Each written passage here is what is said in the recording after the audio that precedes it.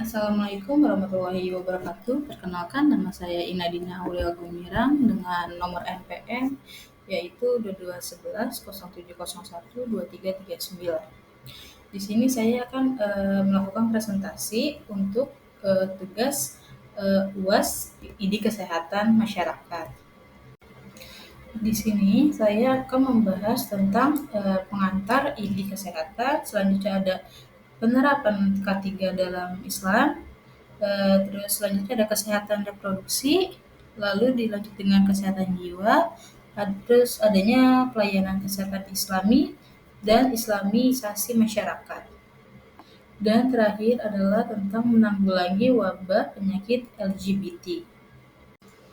Pertama-tama di sini saya akan membacakan materi yang pertama, yaitu tentang pengantar ID kesehatan, yang dimana dalam konteks keutamaan dari pengetahuan sendiri dalam Islam memiliki perspektif yang lebih spesifik. Hal ini dapat kita lihat dari fakta bahwa kata pengetahuan sendiri itu disebutkan berulang-ulang kali dalam Al-Quran dan para ulama dalam masyarakat yang belajar membaca yang berfokus pada suatu masalah. Pengetahuan juga seharusnya didahulukan sebelum perbuatan dan perkaitan menurut Imam Bukhari. Semoga Allah merahmatinya. Selanjutnya, penerapan ketiga dalam Islam.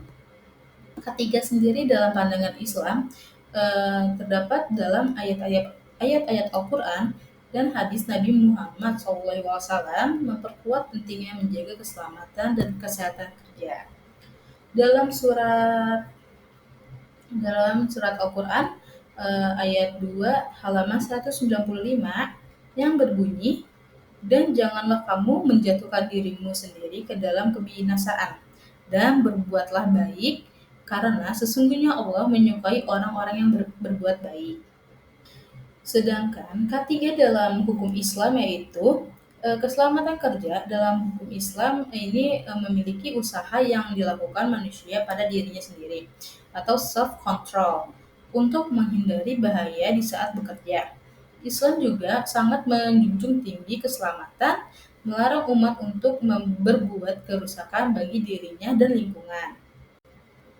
Selanjutnya ada kesehatan reproduksi, di mana kesehatan reproduksi adalah bagian dari kesehatan umum yang berhubungan dengan fungsi reproduksi tubuh.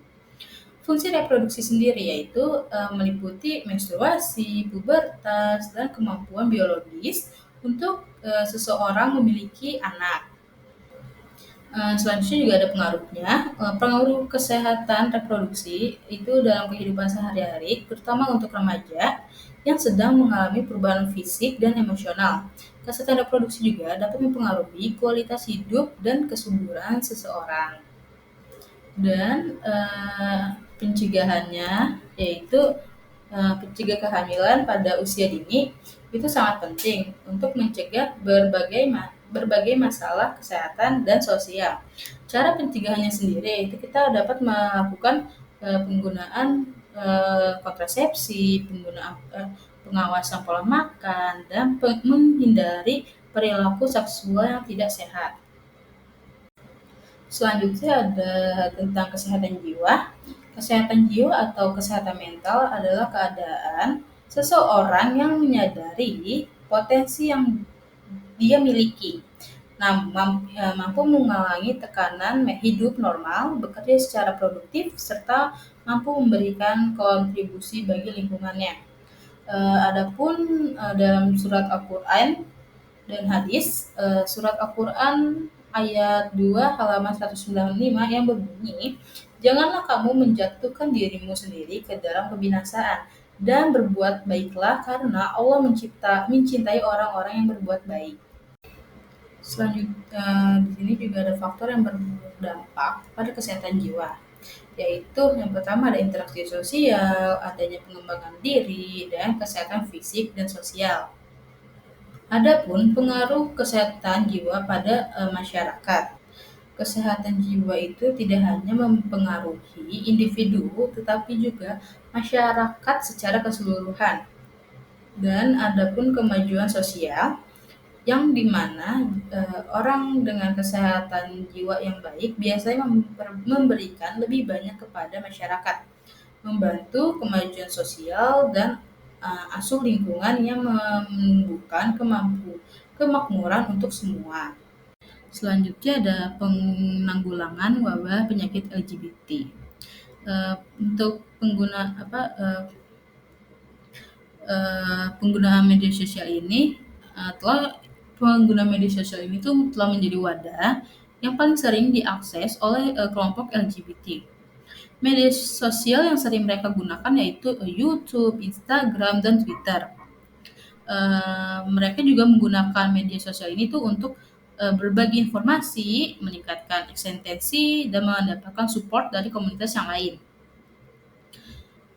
Media sosial juga memberikan kekuatan bagi kelompok LGBT untuk berbagi identitas dan orientasi seksual secara bebas. Mereka dapat menggunakan hashtag dan konten kreatif untuk meningkatkan kesadaran dan dukungan terhadap kelompok LGBT. Walaupun masih ada kritik dan diskriminasi terhadap kelompok LGBT, mereka juga mendapatkan dukungan dari beberapa individu dan organisasi. Media sosial menjadi tempat perlindungan online bagi mereka kelompok LGBT ini yang masih belum diterima secara langsung di masyarakat. Selanjutnya ada pelayanan kesehatan Islami. Pelayanan kesehatan Islami adalah segala bentuk kegiatan asuhan medik dan asuhan keperawatan yang dibingkai dengan kaidah-kaidah Islam yang berisi nilai-nilai seperti manusia kemanusiaan, lingkungan, terus kesehatan, medis, dan keperawatan. Adapun penerapan pelayanan kesehatan Islami dalam rumah sakit, yaitu adanya pelatihan pelatihan ke pesantren dan datang ke pesantren dan konsultasi dengan para ustadz untuk meningkatkan pengetahuan tentang pelayanan kesehatan Islam itu kayak bagaimana. Selanjutnya ada departemen khusus. Departemen khusus ini mengatur kegiatan-kegiatan Islam seperti bagian pengembangan mental.